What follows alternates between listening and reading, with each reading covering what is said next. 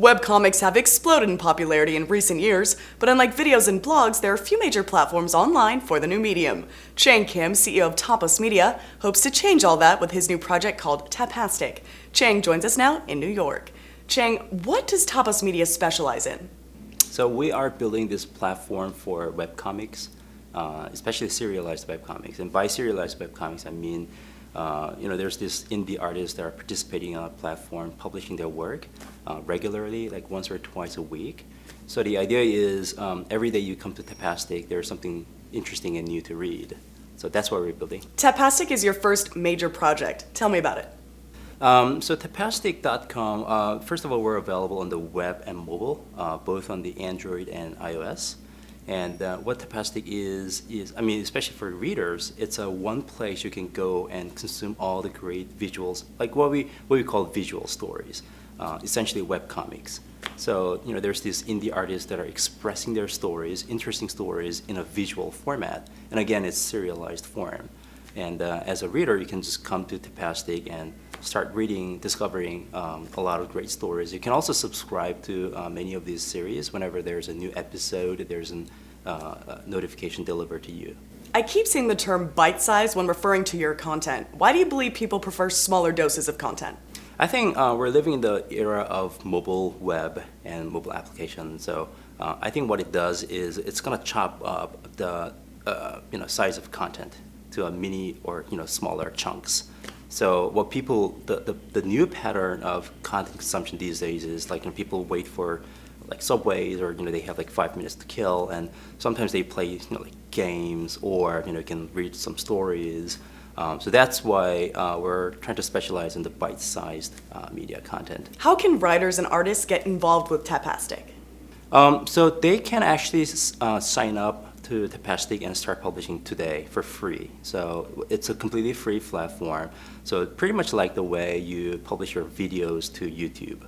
You just go to youtube.com and sign up and start publishing right away, right? So that's pretty much the way it works on Tapastic too. On the business side of things, I saw that you didn't have any trouble getting funding. Yeah, the seed funding was available, mostly like inbound.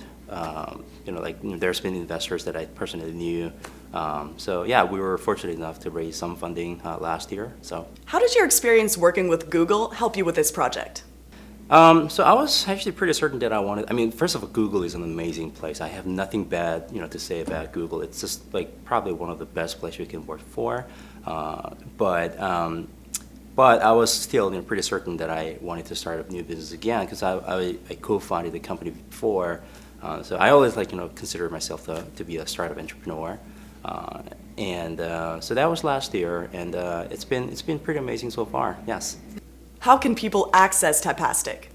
So Tapastic.com, Tapastic.com, or you can also search Tapastic on iOS, the iTunes Store, App Store, or Android, Google Play. What makes Tapastic different from other webcomic platforms online? So I guess the differentiator is we're trying to build this open platform for other artists too. So if you're an artist, you don't have to worry about building the website, managing it. Essentially the technology part, you can really concentrate on what you do best, which is to create content. So the analogy that I like to use is between like home pages and blogs. So before the blogs, everybody was learning how to build home pages and build their own home pages like HTML, whatever. But after blogs, people didn't really have to care about those things, worry about those things. So that's pretty much what we're trying to build. So we're providing this free platform. So we're going to host your content for free, and then we'll also help you make money and then distribute your content. So you don't have to worry about all these parts. You can only concentrate on creating the amazing content.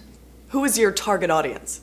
So it's a very good question, and it's the same question that I'm always having trouble answering, because it really depends on what kind of content we're talking about here. So again, we're trying to build this open platform, and the result is we have amazing library of content right now. We have over 260 different comic series that are regularly updated on our site. So we have like all kinds of everything. We have I don't know, like, something that appeals more to the geek audience, like, male, like whatever. And then there's also some other, type of content like love story that can potentially appeal to like younger, generation. So we have like all these different, various different content. And I think our target audience really depends on the series. Webtoons are very popular in South Korea, which is where you're from. How did that influence you? Clearly, Korean Webtoons was big inspiration for me. I was born and grew up in Korea, so I understand the Korean Webtoons very well. I was a big fan of Korean Webtoons too. I would spend, sometimes a lot of hours, reading the webcomics, webtoons, and I, felt guilty because I didn't necessarily like, open up the browser and saw the webcomics, while I was working, but sometimes. In me as a fan of webtoons, I was looking at the U.S. market and I was trying to like find, what are some of the webcomics that are really popular and really fun to read here. It turned out there was quite a few, like the oatmeal.com, but I didn't necessarily see like one single place I can go as a reader and find all this content. So I would have to remember like all these different individual sites and then like individually visit different sites. Which wasn't super convenient. I was asking people around what do you do when you try to like follow 40 different webcomic sites? And people are like, oh, you use Google Reader or RSS Reader. And first of all, Google Reader is going away. And like who uses Google Readers and RSS to read comics? It doesn't really work. What's next for Tapas Media? We're really entirely focused on Tapastic right now, and going forward, once we have a lot of content, there's obviously a lot of different things you can do. Once you have amazing content, that's what like companies like Marvel, essentially all the media companies work, right? Once you have content, you can develop some other genre of content like games or videos. So.